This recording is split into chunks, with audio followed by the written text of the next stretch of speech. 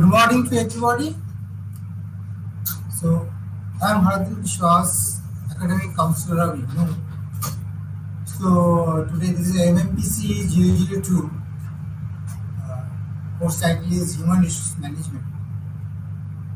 So, today actually I have to discuss about your employee-employer relations. That is your block number 4 is employer and employee relations. So, there unit number 12 is regarding your employee empowerment. Unit number 13 is the grievance handling and the discipline management and the procedures and your unions and the associations. This part we have to discuss. So first try to clear the concept of the employer-employee relations. What is the how to develop the relationship within the organizations. So basically, here try to emphasize so when the people are recruiting, the employee are recruiting the organizations. So after that, they have to develop and they have to the relationships has to be improved, and so that only they can empower. They have to empower teams so that they can do the work as per their own, and productivity can be improved. So empowerment is basically the process of passing the authority and the responsibility to individuals at lower levels in the organizational hierarchy. So advantage of the empowerment, the environment are said to include higher quality products and services, less absenteeisms, lower turnover, better decision making, and better problem solving.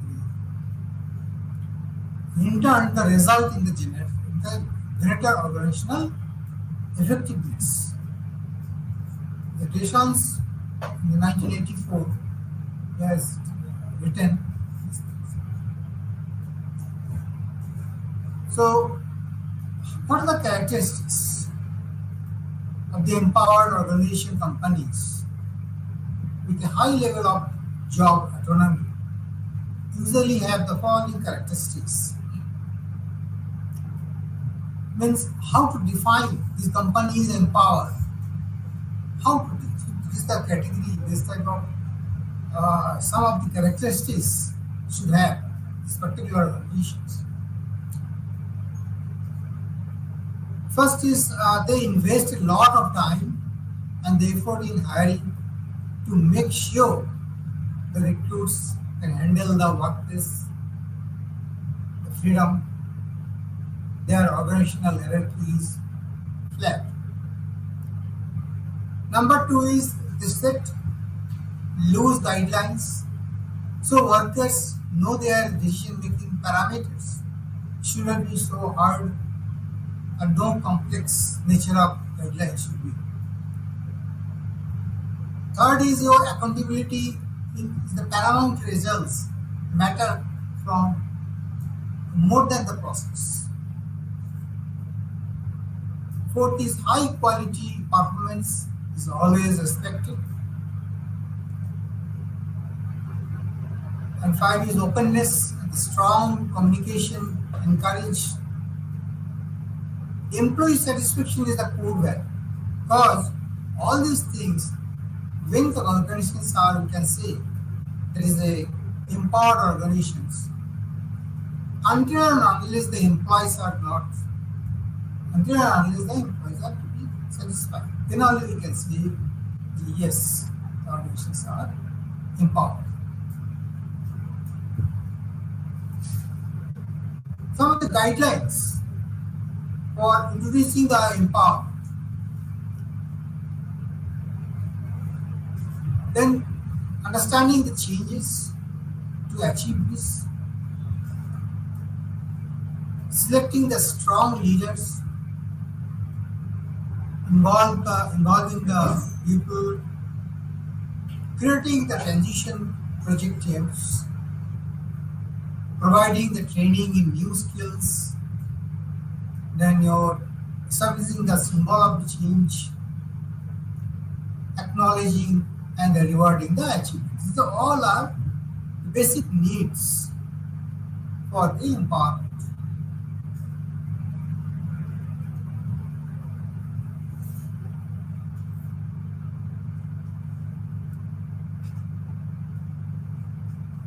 Basic benefits of the empowerment,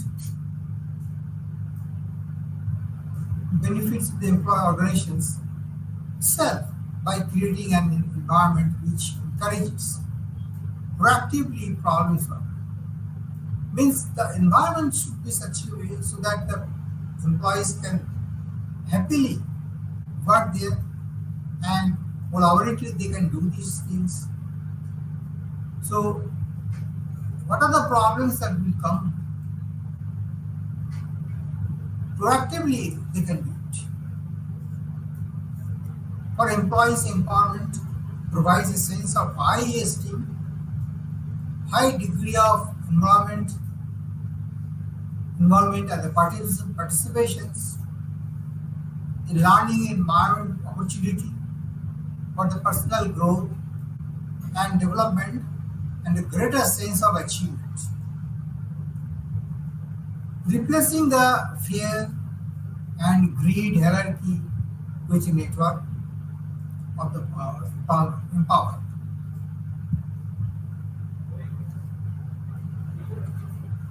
So there are various forms of and styles of the participative management.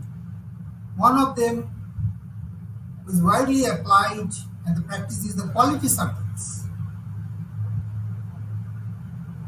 where the some of the people in same type of job they are doing, in every day they have some get together and that to solve their problems throughout the day, and some of these solutions they can identify. So that is a team as a group. So that are to be in a practice. This leads to a good participative environment and greater acceptability of the decisions.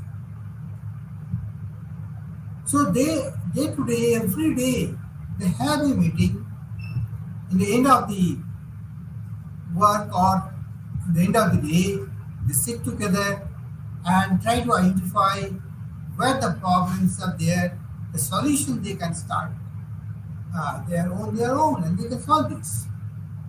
So this is quality circles are very important, where the people can sit together, discuss, and finally they can solve. Workers' participation in management.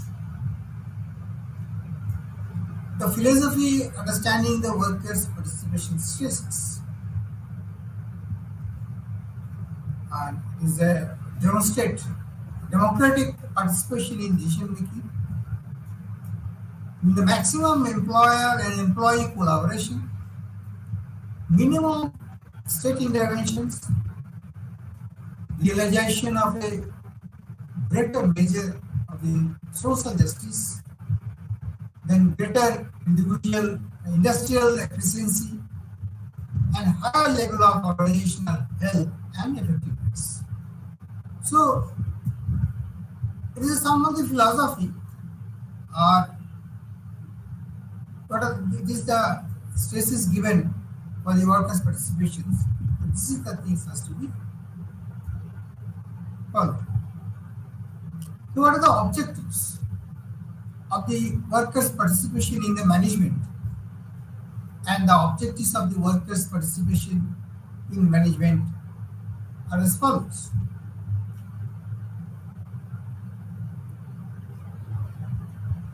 Basically, to raise the level of the motivation of the workers by the closer involvement. As we have seen, and this is a common phenomena, when people are closer and together, they are discussing, they can share their values, share their respects, and automatically some motivation will come off from each other. So raise the level of motivation by the closer involvement. Number two is that to provide the opportunity for expressions and to provide a sense of importance to workers. So yes, you are also important persons. Your value addition is required. So that type of expression is required. Third is to develop the ties of the understanding leading to better effort and harmony. Then to act on a device to counterbalance powers of the managers. So counterbalance is very important. Then to act as a panacea for solving the industrial relations problems.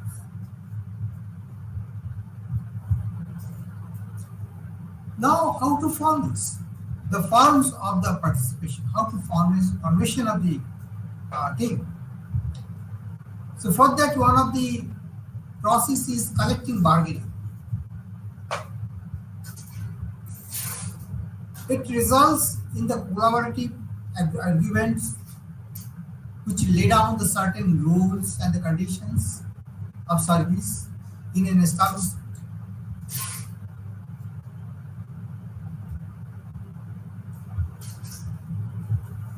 During the collective bargainings, participation is there, and all the views are taken care by the virtue of discussions, by the virtue of your debates, and finally, a collective agreement appears where everybody are willing to do these things. That sort of concern or the agreement willingness are to be authenticated there itself. And maybe sometimes it should be an assigned copy. Yes, so we are agree on this point. So collective bargaining process is required.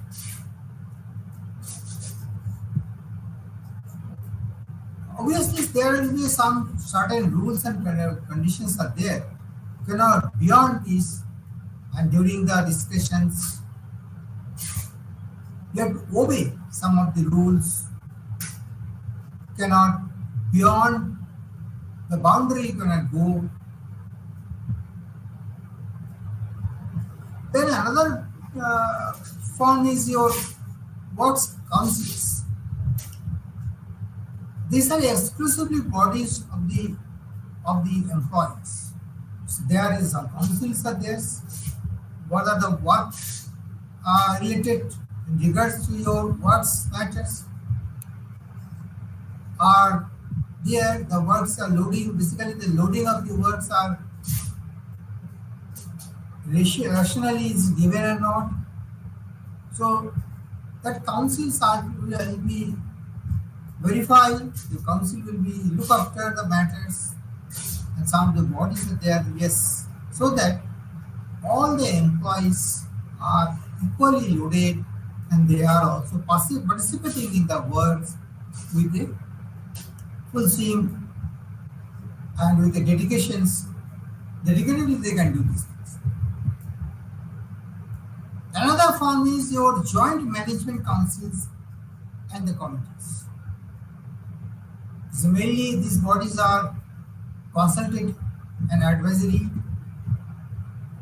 with the decision making left to the top management. Basically, the joint management councils and the committee, they are a councils where the committees are deciding the things. And what are the outcomes? What are the outcomes they have to put up to the management for their further decision making process taken by the, and final decision will be taken by the top management. So we can say it is some of the support systems, it's just support systems, so that the decision taken by the top management should be accurate And considering the benefit of the employees, they are taking the decisions. So decisions should not be any biased decisions should not be taken. Another form is your board representations, where the chairman and the other directors board are there. They have to decide the things, and whatever the decisions they have to take care for the future growth of the companies. Workers' ownerships of the enterprise. Well, workers' ownership of the price means there are shares are there. In that case, the workers are also participate in the decision-making process. They have to give their opinion also. And finally, the decision has been finalized. Now, any effective participations, some prerequisites conditions are required for the success of any scheme of the participative management as follows. Firstly, there should be a strong democratic and representative unionisms for the success of participative management. Secondly, there should be mutually agreed and clearly formulated objectives for the participation to succeed. And thirdly, there should be a feeling of participation at all levels, because those who are coming and participating, they should have a feeling. And fourthly, there should be effective consultations of the workers by the management, because during the consultation process, workers' consultation is very much important.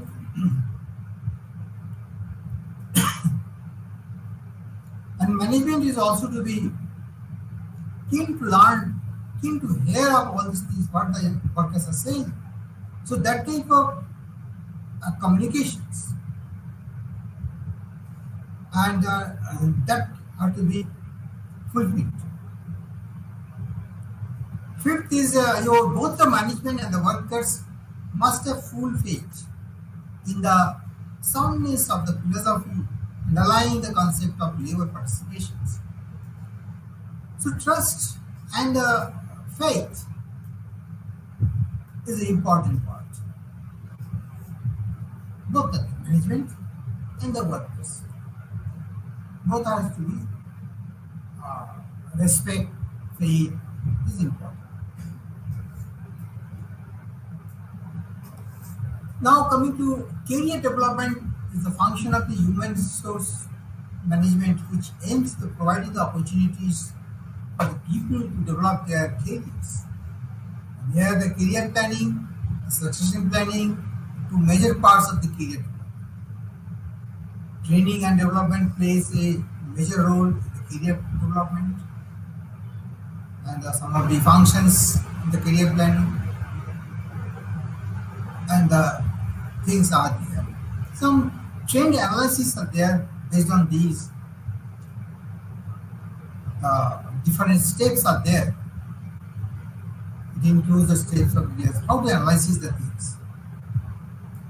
It means the potentiality of particular employees are to be identified. Select the appropriate business factors. It should be best available in the predictor,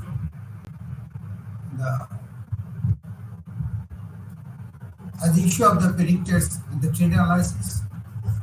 Second is plot the historical trend of the business factors, the relations of the number of employees, the ratio of the employees to the business factors. Will provide a labor productivity ratio to some of the process, analytical process. Then you compare the productivity ratio or at least the last 5 years. And fourth is your the calculative the human resource demand by the dividing the business factors by the productivity ratio. And finally, the project human resource demand out of the criteria. So it is some of the analysis part is there. There's so many other processes are also there. That is your modeling or your multiple productive techniques are there. So all other techniques are basically to predict the employee's needs, what the employee are really required. Some most advanced methods are there. And at the same time, you have to see the cost of the development. That it is part of your forecasting methods. So, which is to be quite high, because you see the advancement of the technology and the computer software have made rather sophisticated forecastings more affordable to even the small business. So predictions, these employees, how to develop, or what type of employee are required. So before that you can predict.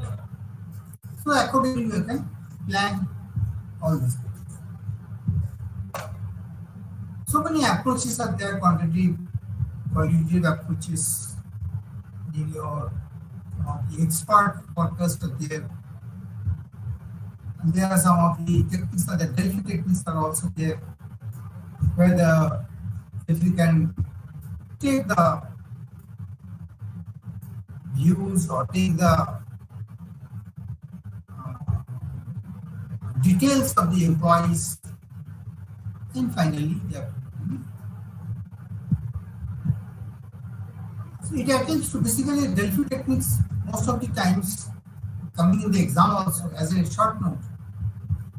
So it is one of the techniques, it attempts to decrease the subjectivity of the forecast by involving a group of pre-selected individuals and soliciting and the summarizing the judgment.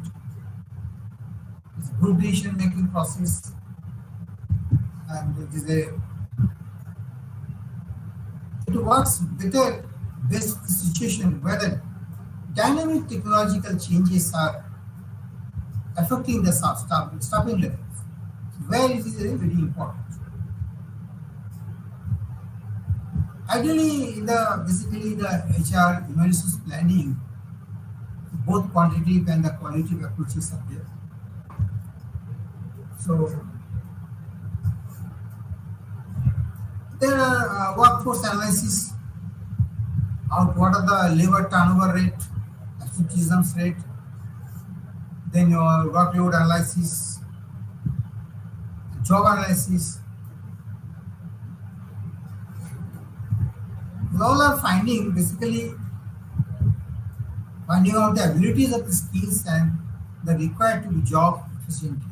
So all these things are the parameters, or you can say identify the skills required, what type of skills are required in particular jobs.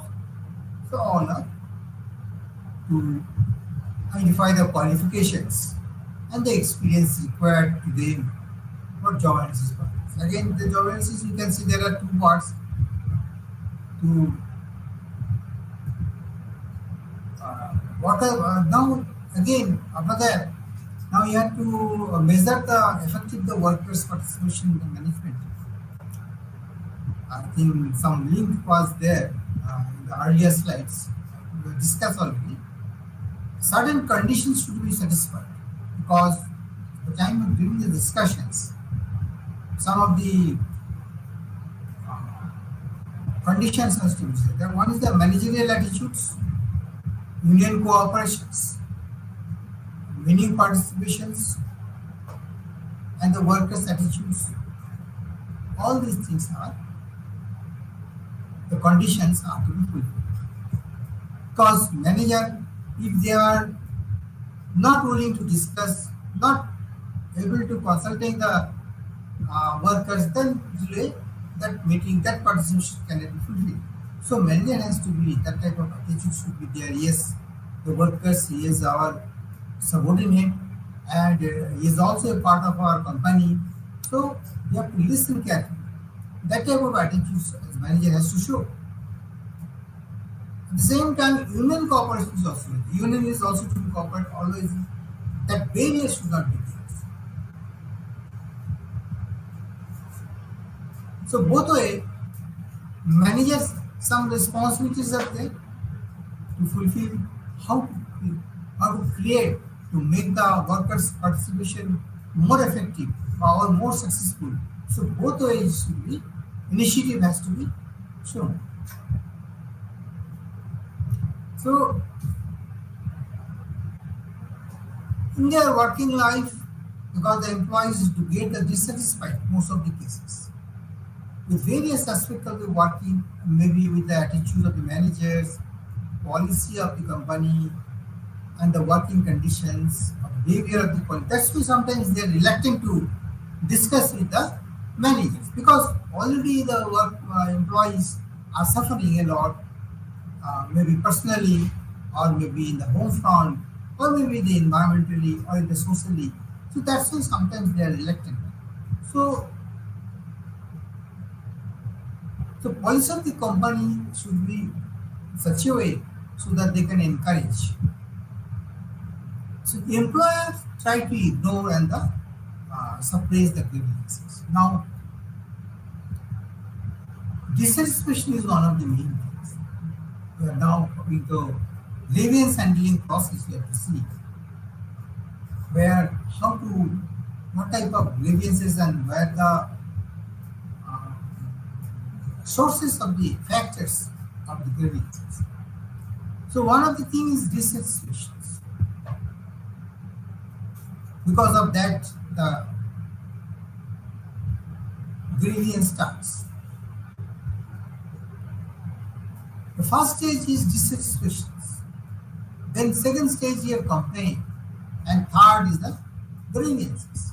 People or any employee or any human stated will not go to the grievance. First, he feels of dissatisfaction, feel irritating, maybe the things are not convincing, is not uncomfortable in that situations. Maybe due to any reasons. Maybe salary, maybe job, maybe the attitude of the managers, relationships. What are the way this will start? That is the initial stages. Then after that, if the initial stages does not redress, or no solution has been done by anybody on the personal side or to the manager side, then it may be create a complaint. That employees can be complain to the managers directly, or he may complain to the seniors also, or altogether that complaints may go to the personal departments. So this is the second stage. And even though after that there is no remedies, there is no solutions, then it can be grievances. Then it will go to the grievances. And finally, they have to take the actions. So anything disturbs the employee, whether or not the unrest is expressed in the words, that is the dissatisfactions. Complaint is spoken or the written dissatisfactions brought to the attention of the supervisor or the shop steward. Grievance is a complaint that has been formally presented to a management representative or to a union officials. The grievances can be uncovered in a number of ways: gossip, and the grievance offer vital clues about the employee grievances, red boxes, open door policies, periodic interviews, exit the surveys would also be undertaken to uncover the mystery surrounding the grievances. There are a lot of processes are there. the way you can handle the things. These methods are the open door policy, is there, observations, and the grievance procedure, and what the process all are exist your interviews also. So these are all are the different ways. Form of grievances. The grievances may take any one of the following forms. Factuals. The factual grievances arises when the legitimate needs of the employees remain unfulfilled or delay implement. Now, imaginary is another form when an employee's dissatisfaction is not because of any valid reasons. Sometimes it has happened, but because of the wrong perceptions, wrong attitudes, and the wrong informations he has. So such a situation may create an imaginary grievance. Actually, it is not a real fact.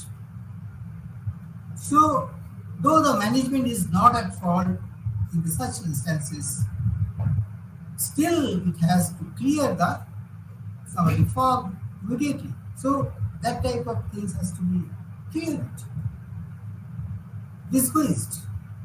An employee may have the dissatisfaction for reasons that are unknown to himself. Sometimes it is unknown. The employee don't know. Grievances may occur for a number of reasons. So now there are some of the listed below. What are the reasons behind it? Economic. This is one of the reasons where it consists. It is included. You can see the wage fixations, overtime, bonus, wage divisions. Employees may feel that they are paid less when they compare to the others. So these are all economic.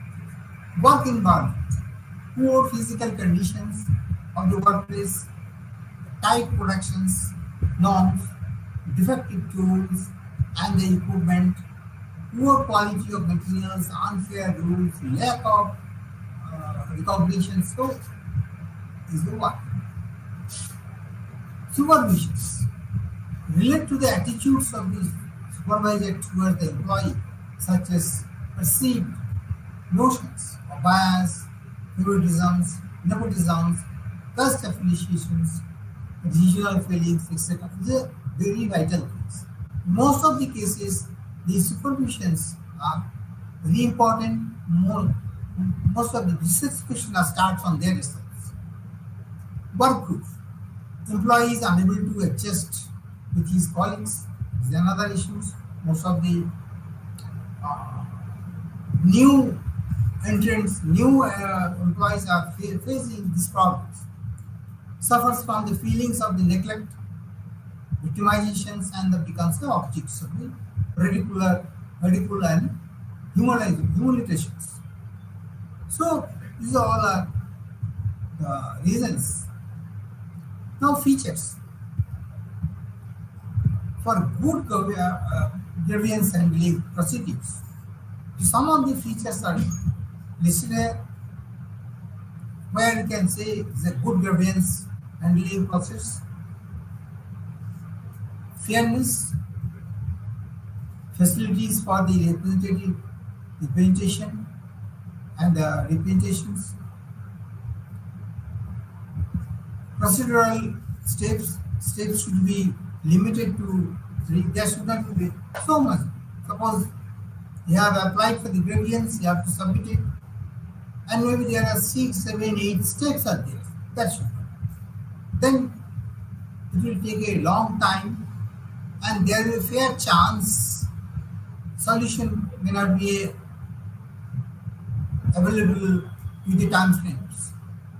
So it should be limited to 3 steps. Promptness is another important. Promptness is needed to avoid the bitterness and the frustrations. Why it is needed? Because the promptness create a further depressions. So who has victim or who has applied for this thing grievances, who has submitted the grievances at the grievance cell, he or she is waiting for the result, maybe 2 months, 3 months, the time has crossed.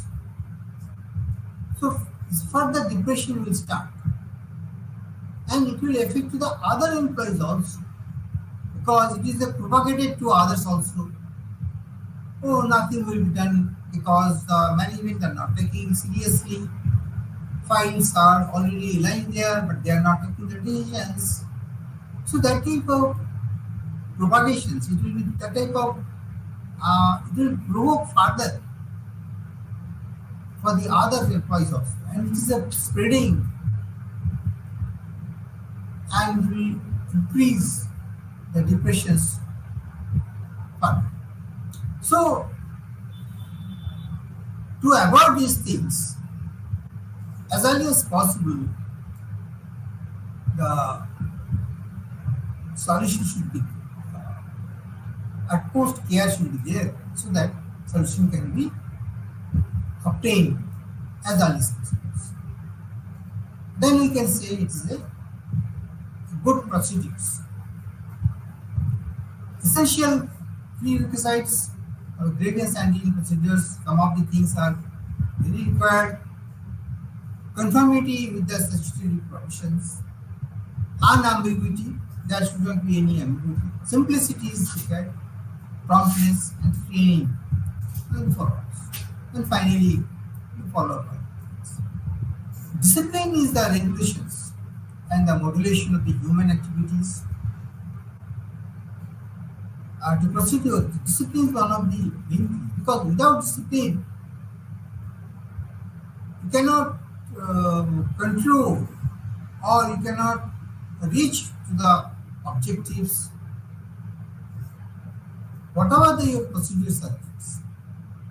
So, control the performance, you require the discipline. So, it is to encourage the employees to conform to established sensibly and safely at work. So, discipline is essential to all organizational group action. So, discipline is the regulation and the modulations of the human activities to produce a controlled performance. The real purpose of the discipline is quite simple. It is to encourage the employees to conform the establishment standards of the job performance and to behave the sensibly and safely at the work. Disciplinary action procedures. To start with, based on any misconduct committed by the employees of the complaint or the complaint, the preliminary inquiry is called what? It's called because if anything is happened, first things you have to have the inquiry. Then disciplinary authority has to initiate the actions. The following authorities are laid by the organizations for various level of the employee, the disciplinary authority and appellate authorities and reviewing authority. Then basically the stages of the disciplinary proceedings. So reviewing authority is important, but all the proceedings are things. And the different case written review by the PO and DE inquiry report, submission of the report to DA. There is a lot of stages are there, and the DA decisions, your minor censor means DA in the sense, in this case it's a disciplinary authority. Then reduction to lower stage, reduction in the rank, removal of the service. So all these things, what type of actions are required, that can be decided. Or if it is a really industrial dispute to handled by the Industries Act, Industry Dispute Act. So there too, basically there to any discipline you see, so punishment is not in the sense of things. Punishment is also a part of your disciplinary disciplines. to show the employees equality and their honesty, because those who are honest employees, they should be rewarded, and those who are dishonest, not follow the rules of the organization, so they should be punished, because otherwise that should be two things. You cannot equate both the things. Totally two things are different. So some punishment is also there. But some minor punishments, there is for example, since of the fine, you can give some of the fines or penalties, some payment of wages, withholding the increment, stop the increment, suspension of order, like this. So this, all are the your minor punishments. Major punishment is also there. Demotions, discharge, dismissal, failure of communicating the order, because these all are the extreme conditions. So trade union is an association either of the employees, of the employers, of the independent workers. It is a relatively the permanent formation of the workers. It is not a temporary, casual combination of workers, because the form of trade unions are really required in the organizations. When the organization is a big employee or population of the employees are more, so management cannot be monitor everybody's problem. So union has a responsibility. They have to look after to see their problems and convey to the top managements. So there are classical, non-classical, evolutionary, the different form of trade unions are there. Some of the functions are there, the militant or the protective or intra-mutual functions. Then your fraternal or the extramural functions, political functions, social functions, all are the trade unions part. What are the objectives of the trade unions?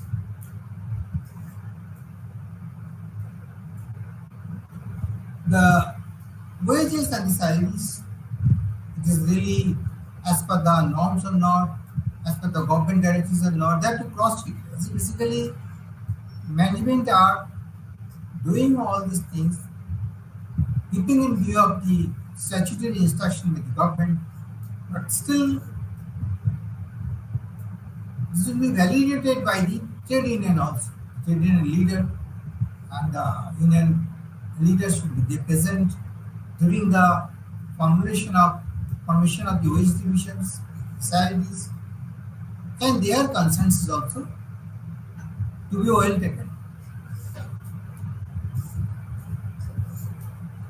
Working conditions and discipline, personal policies, welfare of the employees, and employee-employee relations, negotiating the machinery, safeguarding of the organizational health and the interest of the industry.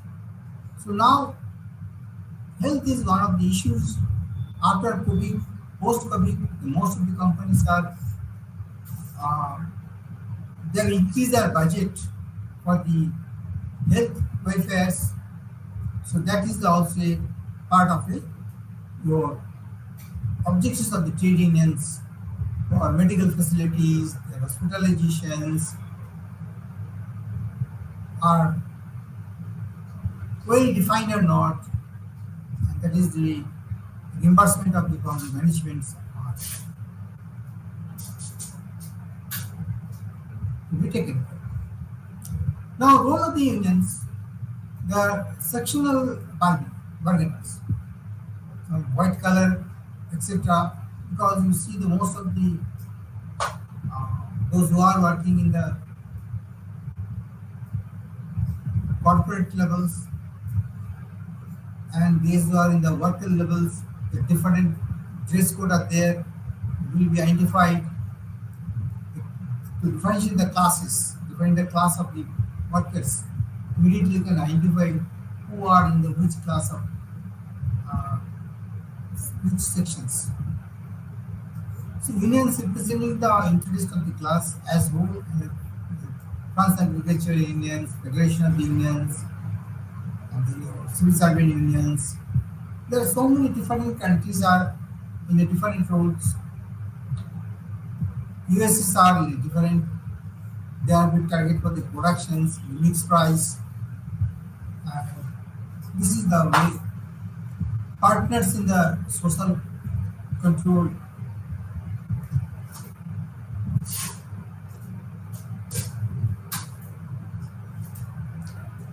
So now I have to discuss some of the classification based on the ideology. Here, the revolutionary unions are there, believe in the distractions of existing social economic order and creation a new one. This is one of the ideology. Always changes, some revolutionary changes. They want shift in power and authority and use of force. That is the left unions, leftist thing. They have to always in a revolutionary changes. Reformists and the welfare unions is another classifications. Is the what changes and the reforms within the existing socio-political framework society. That is basically the European models. They are always the reforming things with the new technologies or the new form of work cultures. So All India Trade Union Congress is there. There is your AITUC, then your ILO, International Labour Organizations, and then subsequently a lot of development has done. The formation of AITUC led by the All India Railways Federations, and all other. This is some of the trade unions districts. So the Trade Union Act is also there, and your employees organizations. Some of the feature challenges, the conflict of the different cities, different countries, different scenario that they are there. So I can skip some of the things which are not required right now. So okay, I think thank you very much. So now today's session is closed now. In the next sessions we have to discuss some of the case studies and other things we have to discuss. So okay, thank you. Namaste.